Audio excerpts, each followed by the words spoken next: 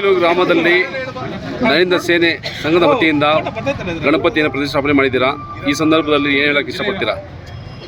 ಮೊಟ್ಟ ಮೊದಲನೇ ಬಾರಿಗೆ ಗ್ರಾಮದ ಸರ್ವರಿಗೂ ಸ್ವರ್ಣಗೌರಿ ಹಾಗೂ ವಿಘ್ನೇಶ್ವರ ಸ್ವಾಮಿಯ ಹಬ್ಬದ ಹಾರ್ದಿಕ ಶುಭಾಶಯಗಳು. ನಿಮಗೆ ನಮ್ಮ ಹಿಂದೂ ಸಂಪ್ರದಾಯದ ಪ್ರಕಾರ ನಿಮಗೆ ಗೊತ್ತಿದೆ, ಪ್ರತಿಯೊಬ್ಬರು ನಾವು ಏನೇ ಒಂದು ಶುಭ ಕಾರ್ಯ ಆಗಲಿ ಹಬ್ಬ ಹರಿದಿನಗಳಲ್ಲಿ ನಾವು ಫಸ್ಟು ನಮಗೆ ಜ್ಞಾಪಕ ಬರೋದೇ ವಿಘ್ನೇಶ್ವರನ ಪೂಜೆಯಿಂದಲೇ ಎಲ್ಲ ಪ್ರಾರಂಭ. ಇಂತಹ ಸಮಯದಲ್ಲಿ ವಿಘ್ನೇಶ್ವರನ ನೆನ್ನೆ ಸ್ವರ್ಣಗೌರಿ ಗೌರಮ್ಮನ ಹಬ್ಬದ ನಂತರ ಇವತ್ತು ತಾಯಿಯ ಪುತ್ರನಾದ ವಿಘ್ನೇಶ್ವರ ಸ್ವಾಮಿ ಹಬ್ಬವನ್ನು ಇವತ್ತೆಲ್ಲರೂ ಭಾಳ ಚಿಕ್ಕ ಹುಡುಗರಿಂದ ಹಿಡಿದು ದೊಡ್ಡ ವಯಸ್ಸಿನವರೆಗೂ ಭಾಳ ವಿಜೃಂಭಣೆಯಿಂದ ಭಕ್ತಿಯಿಂದ ಸಡಗರದಿಂದ ಆಚರಿಸ್ತಾ ಇದ್ದಾರೆ. ಎಲ್ಲ ಕಡೆ ವಿಭಿನ್ನ ನೆಲದ ನಮ್ಮ ನೆಲದ ವಿಭಿನ್ನ ಜಾಗದಲ್ಲಿ ಎಲ್ಲ ಕಡೆಯಲ್ಲಿಯೂ ನೆರವೇರಿಸ್ತಾರೆ.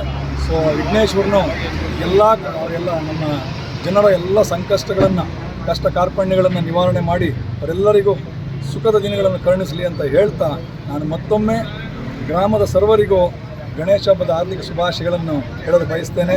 ಹಾಗಾಗಿ ನರೇಂದ್ರ ಸೇನೆಯ ಒಂದು ಸಂಘ ಏನಿದೆ ಕೇಶವ ಹಾಗೂ ಅವರ ಎಲ್ಲ ಸ್ನೇಹಿತರು ಅವರು ಪ್ರತಿ ವರ್ಷವೂ ಈ ಒಂದು ಹಬ್ಬವನ್ನು ಯಾವುದೇ ಎಷ್ಟೇ ಸಮಸ್ಯೆಗಳಿದ್ದರೂ ಸಹ ಅದನ್ನು ಮುಂದುವರ್ಸ್ಕೊಂಡು ಬಂದು ಹಬ್ಬನ ಕೆಲವು ಸರಿ 2 ದಿನ ಇಡ್ತಾರೆ, 1 ದಿನ ಇಡ್ತಾರೆ. ಈಗ ಈ ಬಾರಿ 3 ದಿನ ಇಟ್ಟು ವಿಸರ್ಜನೆ ಮಾಡುವಂಥ ಯೋಜನೆಯಲ್ಲಿದ್ದಾರೆ. ಕಡೆಯ ದಿನ ವಿಜೃಂಭಣೆಯಿಂದ ಅವರು ವಾದ್ಯಗಳೊಂದಿಗೆ ರಾಜಬೀದಿಗಳಲ್ಲಿ ಮೆರವಣಿಗೆ ಮೂಲಕ ಕೆರೆಯಲ್ಲಿ ವಿಸರ್ಜನೆ ಮಾಡಲಾಗ್ತದೆ ಅಂತ ಇತ್ತಾನೆ ನಮ್ಮ ಕೇಶವರು ಹೇಳಿದರು. ಅವರೆಲ್ಲರಿಗೂ ಒಳ್ಳೆಯದಾಗಲಿ. ನಮಗೂ ನಮ್ಮನ್ನು ಅವರ ಪೂಜೆಗೆ ಆಹ್ವಾನಿಸಿ ನಮ್ಮನ್ನು ಈ ಪೂಜೆಗೆ ಆಹ್ವಾನಿಸಿದ್ದಕ್ಕೆ ಅವರಿಗೂ ಸಹ ನನ್ನ ಧನ್ಯವಾದಗಳು. ಮತ್ತೊಮ್ಮೆ ಎಲ್ಲ ಗ್ರಾಮಸ್ಥರೆಲ್ಲರಿಗೂ ಒಳ್ಳೆಯದಾಗಲಿ, ಗ್ರಾಮಕ್ಕೆ ಒಳ್ಳೆಯದಾಗಲಿ.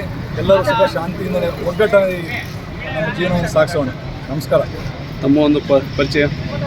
KN ನಾಗೇಂದ್ರ ಕುಮಾರ್, ಹೋಗಿಲು.